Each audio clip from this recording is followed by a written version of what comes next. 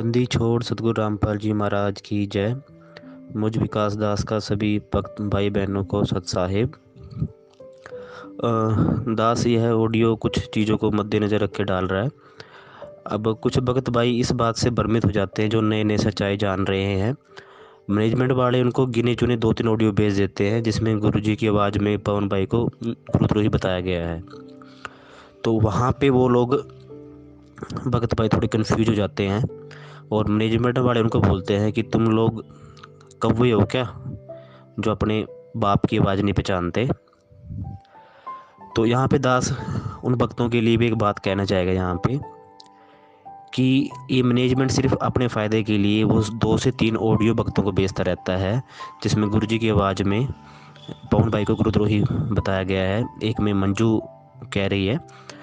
तो दास उन भक्त भाई को ये कहना चाहेगा कि मैनेजमेंट से पूछो, अपने कोऑर्डिनेटर है तुम्हारे, उनसे पूछो कि वो जो ऑडियो है जिसमें मंजू और पवन भाई बात कर रहे हैं और जिसमें मंजू ये कह रही, जिसमें पवन भाई मंजू से पूछ रहे हैं अपने बारे में, तो मंजू ये कह रही है साफ साफ कि गुरुजी आपके लिए कह रहे थे कि पवन बहुत अच्छा भगत है, बहुत अच्छी सेवा कर रहा है। तो ये ऑडियो क्यों नहीं भेजते संगत में? इसलिए नहीं भेजते ना कि उनकी पोल खुल जाएगी। ये तो अपने मतलब के लिए ऑडियो भेजते हैं और संगत को ये चीज़ पता ही नहीं है। अब हमारे सतगुरु रामपाल जी महाराज परमात्मा कोई दोगले तो है नहीं कि एक ऑडियो में गुरुद्रोही बोलेंगे, एक में कहेंगे बहुत अच्छी सेवा कर रहा है। अगर जो गुरुद्रोही हुआ तो अच्छी सेवा क्या हुई? और गुरुद्रोही, द्रोही मीन्स द्रोह मीन्स विरोध। तो गुरुद्रोही मतलब जो गुरु का विरोध करे, गुरु की निंदा करे। और पवन दास ने कौन सी ऑडियो में या कौन से मैसेज में गुरु जी की निंदा करी है? तो यहाँ पे दास परमेश्वर के दिए ज्ञान आधार से जो दास को बात समझ में आई है, दास वो बात यहाँ कहना चाहेगा कि हाँ, दास मानता है कि जेल से आई ऑडियो में सच्चाई है। अगर गुरुजी ने अपनी आवाज़ में पवन भाई को गुरुद्रोही बोला है तो भक्तों ये 600 साल पहले वाले कबीर साहिब ने जैसे परीक्षा ली थी गणका माई को अपने साथ हार श्रृंगार करवा के बिठा के अपने साथ, और जो हाथी में बैठ के उनको श्रृंगार करा के उनके गले में हाथ डाल के बैठ गए थे बोतल में गंगा जल लेके। तो उस समय सत्संगों में बताया, अपने ज्ञान भक्तों को खूब ज्ञान दिया, सत्संगों में खूब बताया कि किसी के साथ दुर्व्यवहार नहीं करना। और मगर फिर भी भक्तों को उस समय के जो चौधरी थे, मैनेजमेंट थी उस टाइम की, जो सेवादार बनते थे मुख्य, उनको बात समझ में नहीं आई, वो गणका माई का विरोध करते थे। तो परमेश्वर ने सोचा कि चलो देख लेता हूँ, इनकी परीक्षा भी हो जाएगी, पता भी लग जाएगा कि कितने मेरे हैं। तो उस परीक्षा में परमात्मा ने एक पे छोड़ मारी और सारे पीछे हट गए। तो उसी तरीके से वही परमेश्वर आज है, वही 600 साल वाला जो पहले मालिक आए थे वही मालिक आज है, वही कबीर भगवान आज है। उस समय की जो गणका माई थी, आज की गणका माई परमेश्वर सतगुरु रामपाल जी महाराज ने पवन भाई को बनाया है। पवन भाई को गुरुद्रोही बोल के परमात्मा ने वही 600 साल पहले वाली परीक्षा ली है जो गणका माई को साथ में बिठा के परीक्षा ली थी। तो वर्तमान समय में भक्तों दास को तो बात समझ में आई है, जैसे परमेश्वर ने पहले परीक्षा ली थी सेम परीक्षा आज है। फ़र्क इतना है, आज की गणका माई परमेश्वर ने पवन दास को बनाया है। पवन दास को निमित्त रखे परमेश्वर हमारे ज्ञान की परीक्षा ले रहे हैं कि गुरुद्रोही क्या होता है। मैं अपने मुख से अगर गुरुद्रोही बोला है, मेरी किसी ऑडियो में अगर पवन द्रोही को मैंने गुरुद्रोही बोला है, तो तुम लोग क्या उसके जो मैंने उसकी परिभाषा बताई सत्संगों में उस पर नहीं जाओगे? तो ये परमेश्वर की हमारी ज्ञान आधार से परीक्षा है। और दूसरी क्या है, हम अगर परमेश्वर के नाम पे ये कहते हैं कि कुछ मैनेजमेंट के भगत कहते हैं कि गुरु जी के जो भी आदेश आए हम मानेंगे। मालिक ने देख सत्संग साफ साफ बोला है कि बंदी छोड़ राजनीति को बिल्कुल पसंद नहीं करते।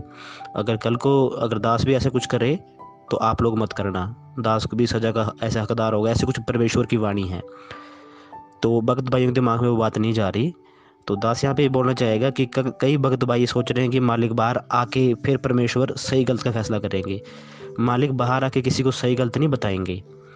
उस परमेश्वर के रहते सहते मैनेजमेंट ये गलत हरकत कर रहा था। उस मालिक ने सत्संगों में ही संकेत दे दिया कि दास के जाने के बाद नाम इलेक्ट्रॉनिक सीड काम करेगा, डीवीडी से नाम दिया जाएगा। मगर परमेश्वर के रहते सहते उन्होंने डीवीडी से नाम देना पहले स्टार्ट कर दिया। तो परमेश्वर ने कुछ नहीं बोला, सिर्फ परमेश्वर दुखी हुआ। तो वो मालिक खुद किसी को नहीं बोलेगा कि सब परमेश्वर के बच्चे, जो गलत कर रहा है वही मालिक का बच्चा है। जब मालिक, अब ये मैनेजमेंट है, ये महेंद्र है, भले ही कितने बुरे हैं, काल से बुरे तो नहीं है ये, काल हमें जो फंसा के रखा है, काल ने इतना बुरा किया है, परमेश्वर उस काल को भी दुख नहीं देता।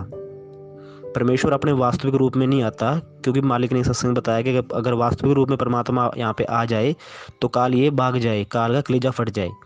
तो परमेश्वर उस एक काल के लिए, ताकि उसको भी कोई नुकसान ना हो, मालिक अपने वास्तविक रूप में नहीं आते, अपने आप को छुपा के आते हैं। तो ये महेंद्र है, बाकी लोग हैं, भले ये बुरे हैं, तो परमेश्वर इनके लिए भी कोई बुरी सोच नहीं परमेश्वर की। परमेश्वर सब बच्चे हैं, चाहे कोई अच्छा या बुरा है। अब मालिक के रहते सहते इन्होंने गलत किया, मगर परमेश्वर ने कुछ नहीं बोला। अब 38 बार कोर्ट ने पेश नहीं होने दिया। क्या गुरु जी को नहीं पता था कि पेशियाँ आ रही है, मगर उन्होंने पेश नहीं होने दिया। परमेश्वर जानते थे गलती कर रहे हैं, मगर मालिक ने कुछ नहीं बोला। कितनी गलत हरकत मैनेजमेंट कर रहा था गुरु जी के रहते सहते, गुरु जी ने कुछ नहीं बोला। मालिक सिर्फ अपने सत्संगों में इशारा करते हैं। जिस तरीके से हमने सतलोक में गलती की थी काल भगवान को देख के, तब भी परमेश्वर ने हमें संकेत किए थे, आकाशवाणी की थी, अपना सत्संग किया था, इसकी तरफ मत देखो। और जब हमने सामने, काल के सामने जब हम सब थे और हमने परमात्मा के सामने हाँ भर जाने की, तो मालिक ने कुछ नहीं बोला। तो उसी तरीके से परमेश्वर सामने अगर कोई भक्त भाई जो इस समय मैनेजमेंट के हिसाब से चल रहा है, ये इंतजार कर रहा है कि गुरु जी के आने के बाद ही सब हम पूछेंगे गुरु जी कौन ठीक था कौन गलत था, तो वो सबसे बड़ा इस समय बेवकूफ़ है।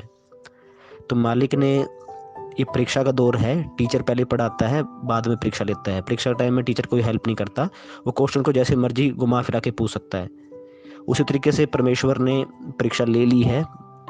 ये जो मैनेजमेंट कहता है कि गुरुद्रोही है जेल, ऑडियो में तुम्हें यकीन नहीं, क्या हम करते हैं ऑडियो में यकीन कि गुरु जी की ऑडियो आई है, मगर वो ऑडियो हमारे लिए परीक्षा है वर्तमान की। परमेश्वर ने जब 600 साल पहले परीक्षा ली थी गणिका माई बना, कणका माई के साथ, वो परीक्षा परमेश्वर आज पवन भाई को कणका माई की तरह ही इस्तेमाल करके परीक्षा ले रहे हैं हमारे ज्ञान की, कि तुम लोग मेरे ज्ञान को कितना समझे हो। अगर मेरे आदेश आते राजनीति करने के, तुम लोग मेरे सत्संग के आधार से चलोगे या मेरे कुछ भी आदेश से चलोगे। तो भक्तों, ये हमारी परीक्षा है, जहाँ तक देवदास को बात समझ में आ रही है। परमेश्वर ने जो सत्संग में बोला है हमारे लिए वो विधान है। मालिक अलग से हमारी किसी भी बात को बोल के कोई परीक्षा ले सकते हैं। अब मालिक ने हमें नियम बताया, शराब नहीं पीनी, ये नहीं करना। अगर कल को क्या, अगर कोई पीड़े पर्चे पे आ जाए या ऑडियो में शराब पीना लिखा है, जो क्या भगत पी लेंगे गुरु जी का आदेश मान के। और दूसरी बात, कई भक्त भाई बोलते हैं कि पवन भाई की वीडियो देखे तो हमारा भक्ति मन नहीं लग रहा। भक्ति मन क्यों लगेगा, मालिक ने बताया है। और अभी 2020 जुलाई में अगर आप देखेंगे तो पूरी दुनिया की आबादी इस समय 7 अरब लगभग 80 करोड़ है। और मैनेजमेंट तो चाहे कितने मर्जी बोले, 1 करोड़ भी संगत गुरु जी से नहीं जुड़ी है। 15-20 लाख जुड़े होंगे, या कुछ सत्सेवक होंगे कुछ गुरु जी के जेल से के जाने के बाद, तो 30-35 लाख भगत सारे जुड़े होंगे सब मिला के। मैनेजमेंट है, चाहे सत्सेवक है, चाहे संकल्प नाम दीक्षा वाले हैं, या जगत के लोग भी लगा लीजिए जो गुरु जी का सत्संग देख रहे हैं, तो गिन के दुनिया में 50 लाख लोग नहीं हैं। तो काल के लिए पूरी दुनिया के 7 अरब 80 करोड़ लोगों में से सिर्फ वो 50 लाख लोगों के ऊपर उसकी काल की नज़र है, बाकी तो सीधे काल के मुंह में है, उनके ऊपर तो कोई नज़र है नहीं उसकी। तो काल की नज़र सिर्फ 50 लाख लोगों पे है कि ये लोग क्या कर रहे हैं। तो वो भक्ति में मन कैसे लगने देगा, उनका दाव तो हमारे ऊपर है ना। तो ये सब चीज़ें हैं, हमें इन चीज़ों को ध्यान में रखना है और परमेश्वर की दया से हमने चलना है। और अगर दास ने कुछ गलत बोला तो मालिक माफ़ करे। सत साहिब जय बंदी छोड़ की। हेलो, कौन? पवन दास। अच्छा जी, आप कौन? मैं राजेश दास, कहाँ से? राजस्थान से। बोलिए। पवन दास, जयपुर वाले? जी। अच्छा अच्छा। ये भगत जी क्या सिस्टम है ये? कोई बोल रहा है पवन दास खराब है, कोई बोलता है क्या है क्या सिस्टम है ये? भगत जी आप निर्णय करो खुद, ये तो दोनों तरफ की बातें सुनो, देखो, सोचो, समझो। परमात्मा ने ज्ञान दे रखा है, उस आधार से निर्णय करो। अभी ये नाम शुद्धिकरण का जैसे वहीं जाना पड़ेगा या कैसे होता है ये? जिसका नाम खंड होता है वो जाने भाई कहाँ शुद्धिकरण होता है। हमारा तो कभी होता नहीं नाम खंड, ना कभी परमात्मा ने बताया। अच्छा अच्छा।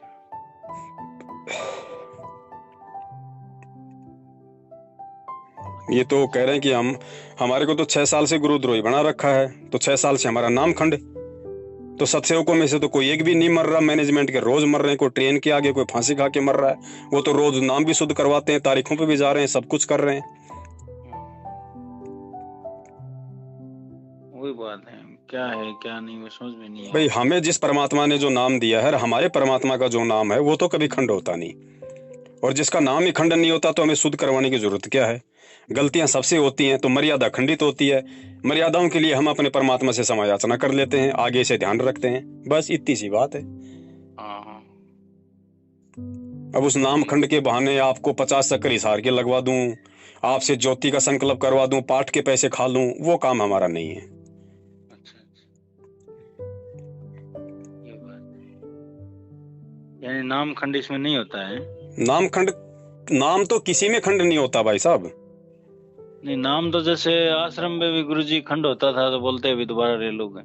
नहीं नहीं, नाम कभी खंडन नहीं होता। शुरुआत में जो भगत भक्ति मार्ग से जुड़ता है ना, हाँ जी। परमात्मा उस पे थोड़ा सा, उस पे दबाव बनाने के लिए थोड़ा इसको भय रहे, इसलिए परमात्मा कहते हैं कि भैया नाम खंड हो जाएगा, नाम खंड हो जाएगा। नाम खंड होने का मतलब क्या है कि जब आप, मैंने जो तुम्हें नाम के साथ में मर्यादा दी है, हाँ उन भाई, मर्यादाओं को अगर तुम तोड़ दोगे तो नाम अपना खंड हो काम जाता नहीं है। करेगा। हाँ हाँ अब आपके घर पे लाइट आ रही है, लाइट कहाँ से आती है? पावर हाउस से आती है ना। हाँ हाँ। आपके घर में यदि आपकी किसी गलती से यदि वायर का यदि डिफॉल्ट हो गया, कोई तार टूट गया और आपके घर में लाइट नहीं आ रही, तो इसका मतलब क्या पावर हाउस ही खंड हो गया? हाँ हाँ हाँ, ये बात सही है भाई, अपनी गलती है उसको सुधारो।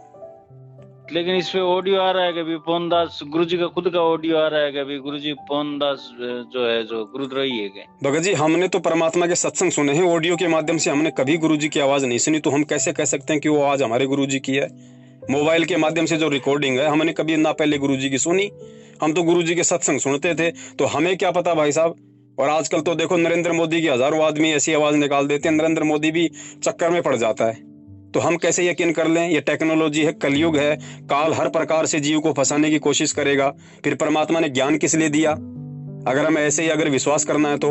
और ऑडियो को तो भाई साहब सबूत के तौर पे भारत का जो कोर्ट है वो भी नहीं मानता, तो हम कैसे मान ले भाई साहब परमात्मा के बच्चे होके?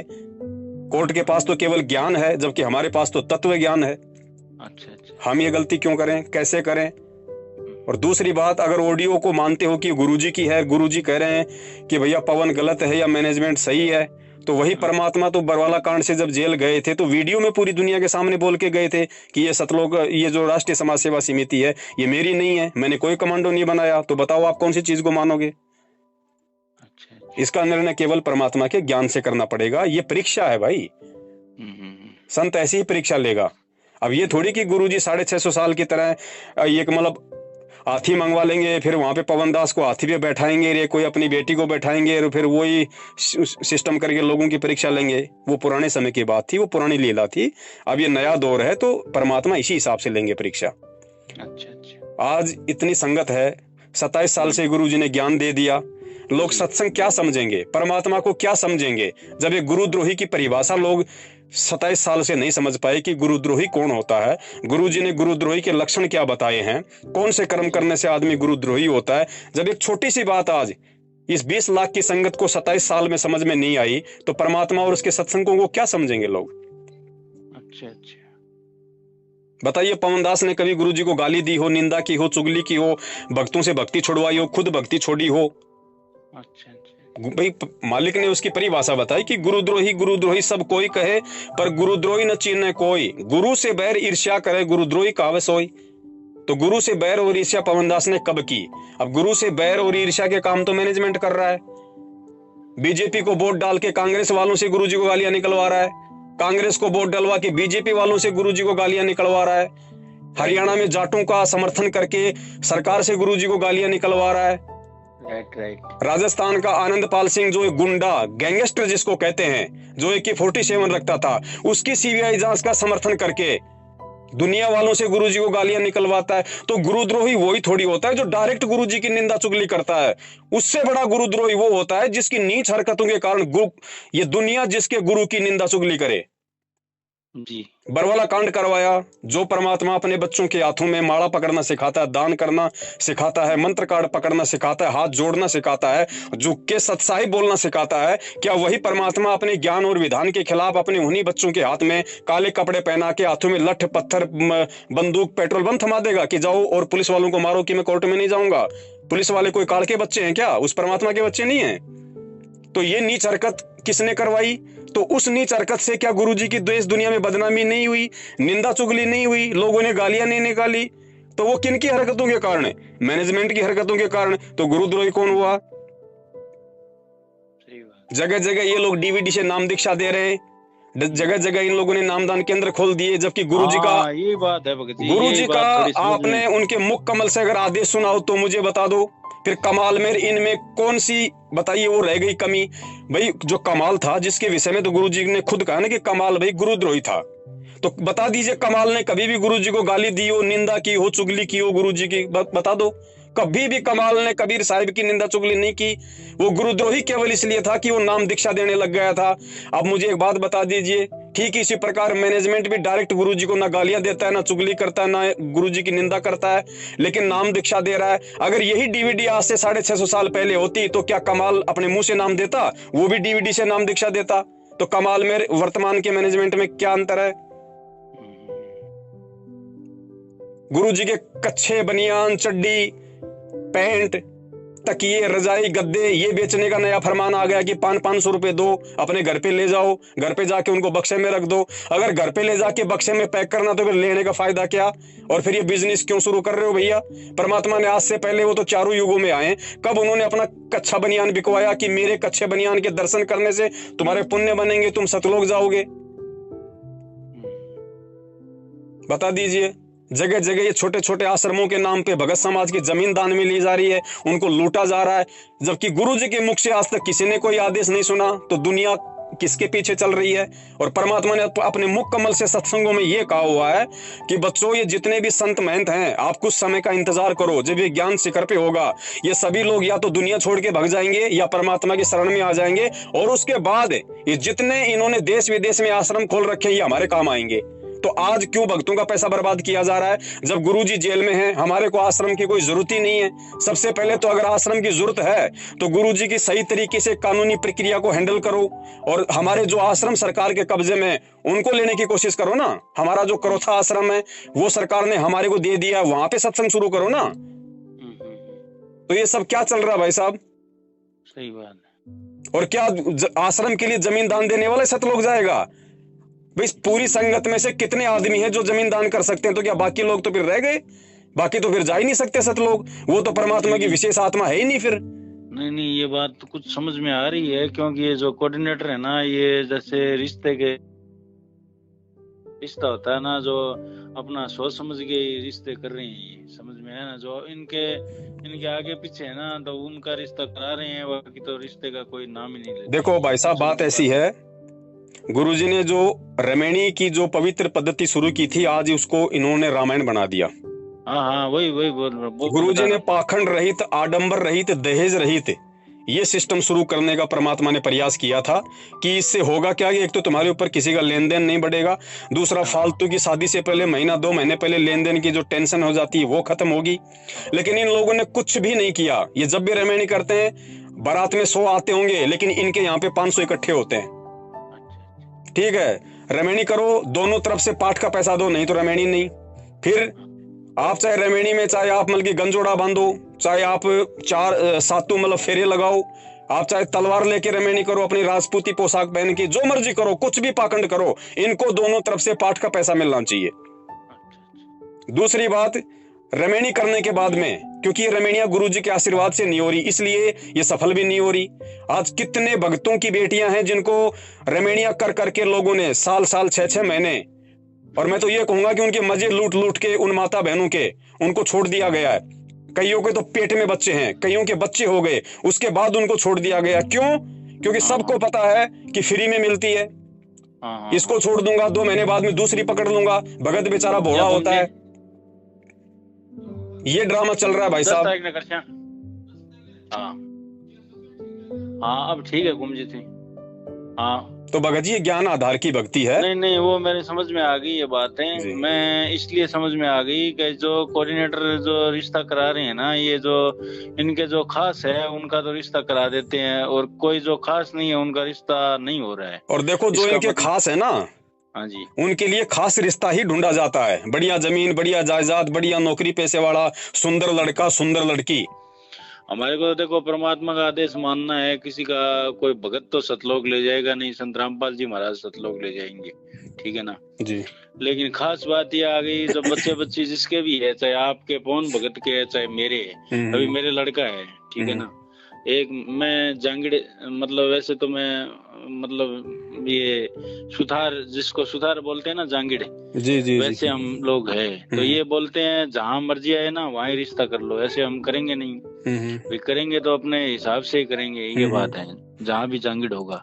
तो वो एक जगह पे मिला था, तो कोऑर्डिनेटर ने उनको मना कर दिया, ठीक है ना, तो मैं बोला कोई दिक्कत नहीं है, गुरुजी का तो ये कोई आदेश नहीं था, गुरुजी का तो ये आदेश था कि भी अगर वो मतलब भगत भी नए हो तो उनको समझाओ कि भी ये दहेज प्रथा हटानी है, इसलिए ये अपने को जी मतलब ये काम करना है। तो ये तो समझ में मेरे आ रही नहीं है, क्या बात है, समझ में नहीं आ रही। नहीं देखो ऐसा है, परमात्मा ने ये कहा है कि भैया ऐसा है, हमने जातिवाद की जो प्रथा ना, हमने इसको जो है मतलब कि समाप्त करना है। यदि आपके गुण मिल जाते हैं, आपके यदि आपस में विचार मिल जाते हैं, तो चाहे आपका समाज हो का हो, चाहे आपकी जाति का हो, चाहे जाति का ना हो, उससे कोई लेना देना नहीं है।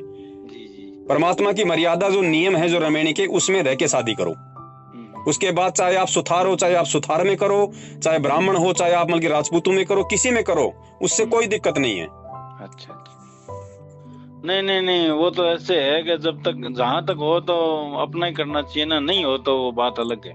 कोशिश करो, उसमें परमात्मा ने मना नहीं किया भाई। हाँ। उसमें मना नहीं किया परमात्मा ने। हाँ तो ये लेकिन ये मन में धारणा लेके बैठ जाना कि मैं तो ब्राह्मण हूँ तो ब्राह्मण की ही शादी करूंगा, वो फिर गलत हो जाएगा, वो गलत होता है। पहले कोशिश करो अपने समाज में, क्योंकि गुरुजी ने क्या बताया कि पहले जो किसान था या जो कुम्हार था, वो कुम्हार के घर में शादी क्यों किया करता था, उसका रीजन था कि अगर कुम्हार अपने घर पे अगर जाट की बेटी को ले आएगा तो सारे मटके फोड़ देगी, उसको पता नहीं कि मटके बनाए कैसे जाते हैं। तो अपने व्यवसाय को सुचारू रूप से चलाने के लिए कुम्हार कुम्हार की बेटी लाता था, ताकि पहले से भी उसको वो ज्ञान था, आगे भी वही काम उसको मिलेगा, तो उसको दिक्कत नहीं आएगी। ये सोच के पहले जातियों में विवाह किया करते थे। ये पवन जी हमारे तो कुछ समझ में आ रही है बातें, क्योंकि वो जो कोऑर्डिनेटर जो हमारा है ना, वो मतलब रिश्ता एक करा रहा था, हमारे ही मतलब मिल गए थे, लेकिन उनको क्या है उन्होंने मना कर दिया है, ठीक है ना। देखो भगत जी, जोधपुर वालों ने तो पूरी तरीके से रमैनी को रामायण धर्म को धंधा बना रखा, उनका काम तो ज्यादा से ज्यादा लोगों से पैसा वसूल करना है। नहीं जोधपुर वाले नहीं है, वो राजस्थान के है हमारी।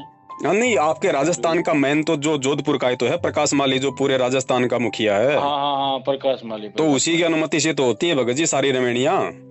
वो तो प्रकाश तो मेरा ससुराल जोधपुर ही है जी। तो मेरे भी एक ही बच्चा है गुरुजियों की दया से जी। लेकिन क्या है कि जब एक जैसा परिवार नहीं मिले ना तो दिक्कत आ जाती है। और वो प्रकाश जी क्या करे, प्रकाश जी का कारण नहीं है, बीच में और दूसरे कोऑर्डिनेटर है वो उकचुक करते हैं, प्रकाश जी क्या करेगा। भगत जी देखो ऐसा है ना, प्रकाश जी की तरफ से अगर टाइट किया जाएगा तो दूसरा क्या कर लेगा भैया। अगर मान लीजिए अगर सीकर का कोऑर्डिनेटर अगर कुछ गलत कर रहा है तो उसको हटाओ ना, कोई ये संवैधानिक पद थोड़ी दे दिया उसको। अरे नहीं हटाते हैं, नहीं हटाते क्या, तो नहीं हटाते, वो उनकी मजबूरी है ना, क्योंकि ये एक दूसरे के जो मतलब पूरक बन चुके एक कोऑर्डिनेटर। अब आप बताइए, मार रहे हैं, इसका कारण तो ये हो गया ना भाई। भगत जी देखो ऐसा है, आज किसानों ने आज जितना बड़ा ये आंदोलन जो छेड़ रखा है, जो दिल्ली के बॉर्डर पे जो पड़े हुए हैं, इनका पूरा देश इनका समर्थन कर रहा है, लेकिन वो मंत्री क्यों नहीं कर रहे जो बीजेपी के हैं। तो वही स्थिति इनकी है, मैनेजमेंट की। कोऑर्डिनेटर क्यों करेंगे बुराई, अगर बुराई कर दी तो फिर उनका हाथ से जो कमाई का जो धंधा है, जो हराम के टूक वो तोड़ रहे हैं संगत के दान पे, वो बंद हो जाएगा। मैनेजमेंट किसी दूसरे को बैठा देगा कोऑर्डिनेटर के पद पे। कौन सा वो सरकारी पद है जो उसको छोड़ना पड़ेगा, तो कानूनी लड़ाई लड़ना पड़ेगा या वो मुकदमा कर देगा उसके ऊपर। ऐसा तो कुछ है ही नहीं। नहीं ऐसा कुछ नहीं। तो ठीक है, नीचे वाला कमा के दे रहा है, वो भी खा रहा है, ऊपर वाले को भी दे रहा है, तो क्यों हटाएंगे। वो चाहे लाख गलतियां करो।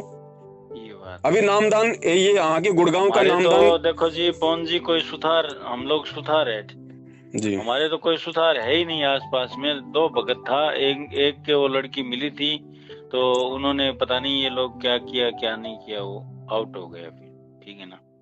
अब दिक्कत ये आ गई कि भाई चलो अब जैसे भी जगत वाले में हम लोग कर नहीं सकते हैं, ये भी कारण हो गया। तो क्या है क्या नहीं वो परमात्मा जाने।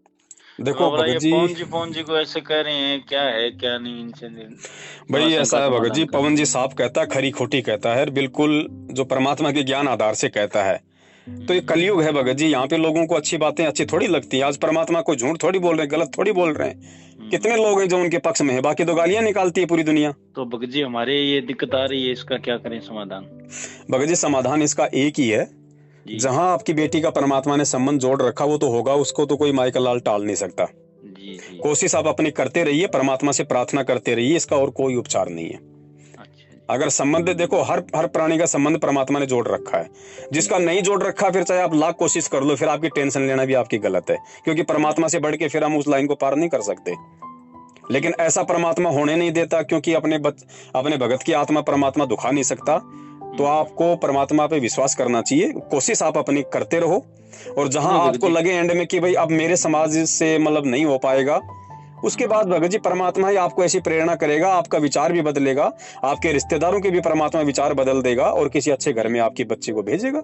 नहीं भगत जी, ये जैसे हम भगत है, जगत में भी तो कर सकते हैं क्या? कहीं भी करो, मैं क्या कह रहा हूँ भगत जी, गुरु जी ने मना थोड़ी किया कि आपको भगत में करना जरूरी है। जगत में भी भगत जी ऐसे ऐसे व्यक्ति हैं जो भक्तों से मर्यादाओं के विषय में लाख गुना अच्छे हैं। हाँ जी, आप उनसे पहले पूरी बात करो ना कि भाई ये मेरी मर्यादा, ये मेरे नियम है, ऐसा मेरा कोई लेन देन का काम नहीं है, केवल मैं लड़की दूंगा, और मेरी लड़की जो है मतलब ये अपनी भक्ति साधना करती है, शादी होने के बाद में इसकी किसी भी आध्यात्मिक क्रिया में कोई रुकावट नहीं आनी चाहिए। बस फिर दिक्कत क्या है उसमें? वही वो भी तो परमात्मा के भगत बनेंगे। गुरुजी ने क्या कहा, जब हमारी नाम ली हुई बच्ची जब किसी अनुपदेशी के घर में ब्याही जाएगी तो वहां भी तो परमात्मा की सुगंध फैलाएगी।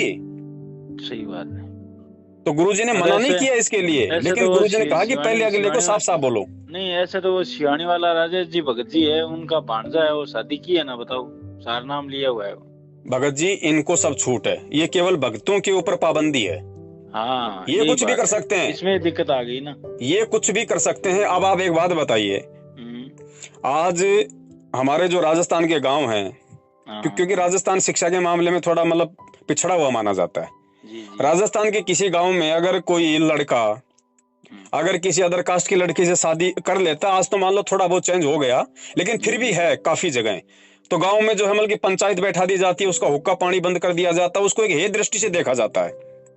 और उसी गांव में अगर कोई चमार जाति का व्यक्ति यदि कोई कलेक्टर बन गया और वो चाहे किसी ब्राह्मणी को शादी करके ले आए, लोग कहेंगे वाह भाई वाह, अरे वाह भाई वाह, इसने तो बिल्कुल कमाल कर दिया, उसके फंक्शन में और जाएंगे। ये लोगों की सोच है भगत जी, क्योंकि सबको पता है कि कलेक्टर के सामने बोलेंगे 2 मिनट में सलाखों के पीछे कर देगा, तो डर के आगे सब कांपते हैं भगत जी। सही बात। और गरीब पे सारे नियम लागू हो जाते हैं। नहीं सही बात है। तो ये समाज की धारणाएं टूटेंगी धीरे धीरे परमात्मा के ज्ञान से, ऐसी बात नहीं है। भगवान धरती पे है, ये सारी भ्रमणाएं परंपराएं आडंबर पाखंड ये तोड़ने के लिए आता है परमात्मा, ये टूटेंगे, लेकिन वो चाहता है कि इसकी शुरुआत मेरे बच्चों से हो। ठीक है। तो ये शुरुआत भगत जी हमने करनी पड़ेगी। समाज भगत जी हमारा 2 दिन विरोध कर लेगा, 4 दिन विरोध कर लेगा। रिश्तेदारों को आप जानते नहीं क्या भगत जी, 2 महीने नहीं बोलेंगे, 6 महीने नहीं बोलेंगे, फिर आएंगे झकमरा के, और ना आए तो ना आए।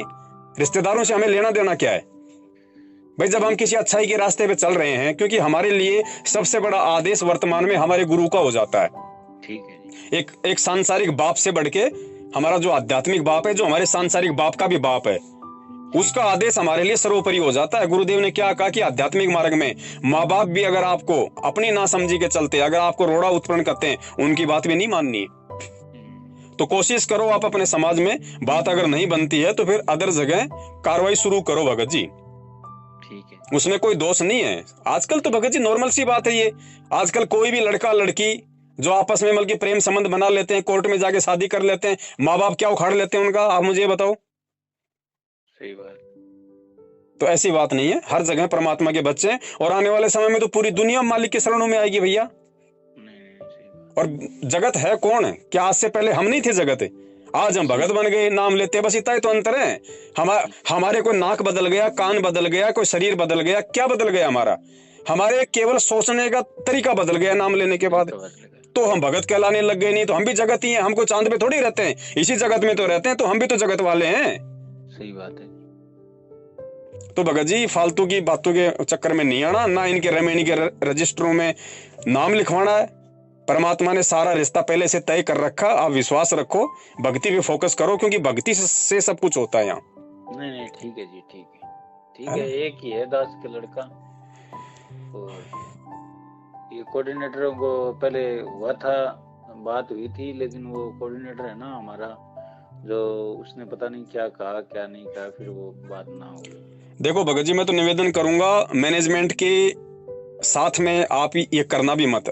जैसे आपका कोई कोऑर्डिनेटर है, नामदान संचालक है, उनके कहने पे, उनके इशारे पे रिश्ता भी मत करना, क्योंकि फिर आपको रमेणी भी उन्हीं के हिसाब से करनी पड़ेगी। उनके हिसाब से रमेणी करोगे फिर आपको पाठ का पैसा भी देना पड़ेगा। और वर्तमान में आपको पता ही है कि आपने अगर कुपात्रों को 1 रुपया भी दे दिया ना, आपकी सारी भक्ति कमाई नष्ट है। अच्छा अच्छा। हाँ, अपने घर पे करो ना रमेणी। परमात्मा ने ये कहा कि आपको कम्युनिटी हॉल में जाके करनी पड़ेगी। अच्छा। आप चाहे लड़की के घर पे जाओ, चाहे लड़की वाले आपके घर पे आए, परमात्मा की रमेणी हम रोज करते हैं, दोनों को वहां बैठा दो। उसमें कौन सा भगत जी वहां पे मतलब कि वेदों के मंत्र पढ़ने पड़ेंगे? जी जी। हो गई रमेणी। गुरुजी ने क्या कहा? परमात्मा ने संयोग जोड़ रखा है, तुम तो खाली एक मतलब निमित्त बनोगे बस। चलो ठीक है भगत जी, देखते हैं मालिक क्या करेंगे। हाँ, विश्वास रखो भगत जी, समय पे परमात्मा सब कुछ करेगा। है अभी बच्चा 24 साल का, 23 साल का, 24वां साल चल रहा है अभी। कोई बात नहीं भगत जी, कोई बात नहीं। परमात्मा, आजकल तो पढ़े लिखे लोग तो 30 साल पहले शादी नहीं करते, आजकल तो ऐसा कल्चर चल गया। नहीं नहीं नहीं, ऐसा नहीं है भगत जी। हाँ। चलो ठीक है, वो तो परमात्मा जैसे भी करेंगे। बाकी शादी का 30 साल का कोई वो, कोशिश करते रहो भगत जी, कोशिश करते रहो। जहां परमात्मा ने संयोग जोड़ रखा वो जरूर होगा, उसको कोई नहीं रोक सकता। और मान लीजिए आज आप इतनी टेंशन ले रहे हो, कल को क्या पता आपका ऐसा कोई संयोग हो, आपका शरीर छूट जाए। अब बताओ टेंशन कहाँ गई भाई? सही। फिर कहाँ जाएगी वो टेंशन भगत जी? फिर भी उसका संयोग होगा तो होगी। आपके ना रहते हुए भी अगर उसका संयोग है तो शादी होगी। हाँ वो तो ही, परमात्मा की मर्जी हो। तो टेंशन मत लो भगत जी इन सब बातों की। टेंशन नहीं ले रहे हैं, इसलिए आपसे शंका समाधान किया है। हाँ हाँ हाँ। क्या है क्या नहीं, पता नहीं क्या हो रहा है, समझ में नहीं आ रहा। और बताओ कोई सेवा हो तो? और तो कोई सेवा नहीं है। चलो ठीक है भगत जी। सही। सत साहिब।